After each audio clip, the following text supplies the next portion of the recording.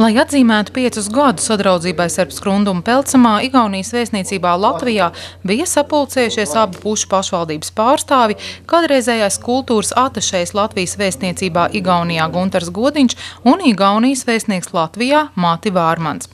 Viņš atzina, ka šāda sadarbība stiprina arī abu valstu attiecības. Pelcamā mērs Jānis Ajots svinīgajā uzrunā atcerējās sadarbības sākumu un attīstību un sacīja, ka caur Skrundu Latvija Pelcamā cilvēkiem ir kļuvusi daudz saprotamāk, tāpat kā Igaunijas skrundiniekiem. Par ieguldījumu sadarbības veidošanā viņš pasniedz pateicības rakstu Skrundas novada pašvaldības vadītājai Nelijai Klenbergai un Guntaram Godiņam. Guntars Godiņš, kes aitas meid kokku viia. Cilvēks, kurš palīdzēja liela ideja īstenībā. Vispirms es sirsnīgi pateicos par iespēju būt šeit Igaunijas valsts daļā Latvijā. Labais piemērs, kad pirmos 2 gadus, kad mēs sākām draudzēties, nebija neviena mēneša kalendārā, kad mēs nebūtu tikušies viens ar otru. Skrundinieki sadarbības partneriem dāvināja pašu veidotus spilvenus, uz kuriem attēloti Skrundas skati. Viņam jāsaka ar nožēlu, ka viņš vēl nav to nopelnījis, bet viņš tagad darīs visu, lai to ir nopelnījis. Kā joku Guntars Godiņš, kurš stāvēja pie attīcību veidošanās šūpuļa, atcerējās, kā aizsaukusies sadraudzība ar Pelcamā. Pirms 5 gadiem sarunas ar vēstniecības darbiniekiem, ka Skrunda vēlētos sadraudzības pilsētu Igaunijā, bijušas vairāk kārt. Tomēr aizņemtības dēļ īsti nav bijis laika uzrunāt domās iecerētās sadraudzības pilsētas Pelcamā vadītāju. Un tad mūs uzaicināja Nelija piedalīties kādā pasākumā Skrundā, tajā 2005. gadā, kurā mēs atbraucām vēstnieks Edgars Skuja, Helmuts Kalniņš, vietējais skrundietis arī, un es. Un tad mums pēkšņi, es to negaidīju, bet uzreiz pēkšņi Nelija uzaicināja uz skatuves, un mums bija jāpasaka, kas tā pa pilsētu būs, ar kuru jau ir viss it kā sarunāts.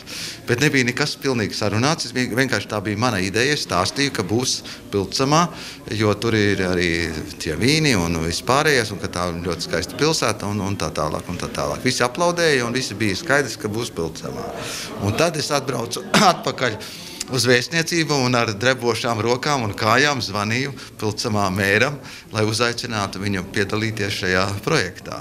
Es ļoti cerēju, ka viņš neatteiks, un tā arī notika. Un tā ir tā leģenda, ko es pēc 5 gadiem drīkstu stāstīt. Līgumu par sadarbību starp Skrundu un Pelcamā abas pašvaldības parakstīja 2005. gada 12. oktobrī Latvijas vēstniecībā Igaunijā. Tas paredzēja pieredzes apmaiņu ekonomikas, izglītības, kultūras un pakalpojumu jomā, arī realizēt sadarbības projektus dažādās sfērās.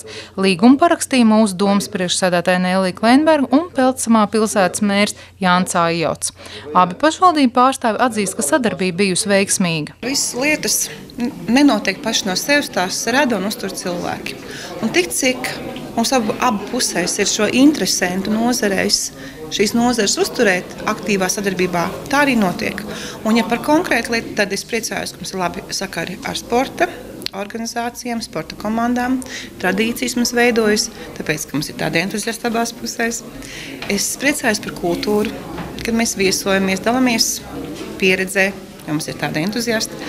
Un ar savu, ja man jautāt kāds, ko tu pati esi darījusi, kā vienmēr sākot ar sevi, tad es priecājos, ka apmēram 100 Latvijas pašvaldību vadītāji ir iepazinuši šī pieredzi Igaunijā. No ma arvan, et Pelcamā on kohutavalt vedanud, et Pelcamā ļaudīm ir paveicies, ka Skrunda ir sameklējusi mūs, jo visas tās tikšanās reizes, kas mums ir bijušas, cilvēkiem paliek ļoti labā atmiņā.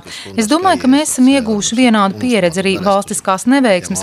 Mēs esam apzinājušies, ka esam ļoti līdzīgi. Šī mīlestība no pirmā acu uzmetiena izdevās. Un izdevās tikai 2 iemeslu dēļ, tāpēc, ka ir mīnus un plus pols, jo Jānis ir ļoti lēns, kā tipisks igaunis, ļoti tāds fundamentāls, ļoti mierīgs, un blakus ir diezgan spontānā Nelija, kas veido šo kopumu. Tātad šie poli var savienoties. Ja būtu abi mierīgi vai abi spontoni, tad varbūt vai visādi varētu sanākt.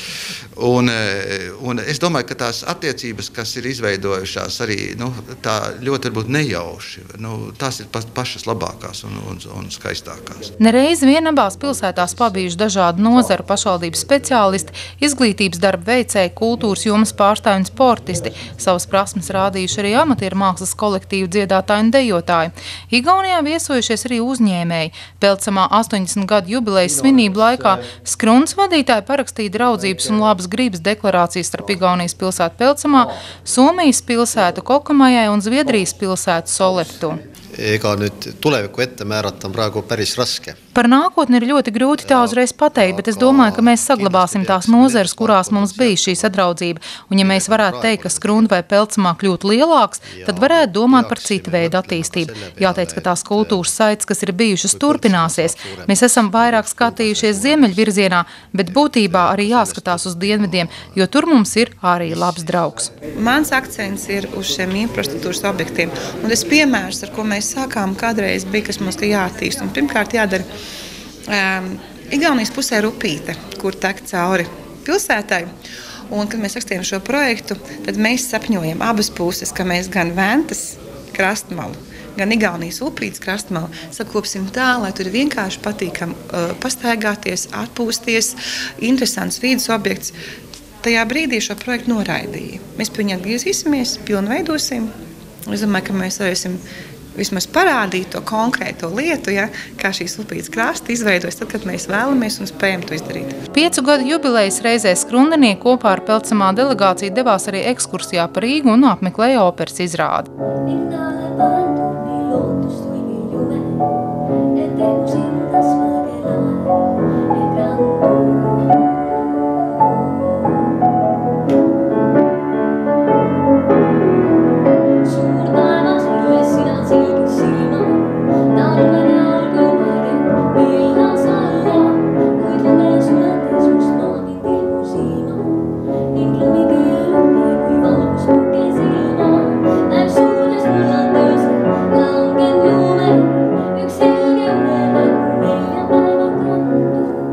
Ieva Benefelda, Lāns Perševics, Skrundas televīzija.